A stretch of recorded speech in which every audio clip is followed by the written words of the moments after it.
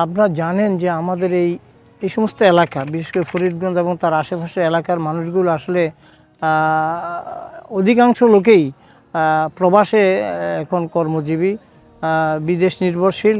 তা আমার একটা স্বপ্ন আছে। স্বপ্নটা হলো, যদি আমি নির্বাচিত হই তাহলে আমাদের এই ইউরোপ, মধ্যপ্রাচ্য এই সমস্ত দেশে যারা যেতে আগ্রহী, এই সমস্ত লোকদেরকে আমাদের এখান থেকেই মানে আপনার দক্ষ জনশক্তি হিসাবে গড়ে তোলার জন্য আমরা একটা প্রশিক্ষণ সেন্টার খুলব এবং এই সমস্ত প্রশিক্ষণ সেন্টার থেকে তাদেরকে আমরা সার্টিফিকেট দিব, যাতে এই সার্টিফিকেট এবং তাদের দক্ষতা অর্জনের মাধ্যমে তারা প্রবাসে গিয়ে তারা যাতে আরও মানে কর্মদক্ষর মাধ্যমে তাদের এই দেশের জন্য রেমিটেন্সকে আরও কি জনকে বেগবান করতে পারে। কারণ আপনারা জানেন যে বাংলাদেশটা এখন রেমিটেন্সের উপরে অনেকটা নির্ভর করতেছে।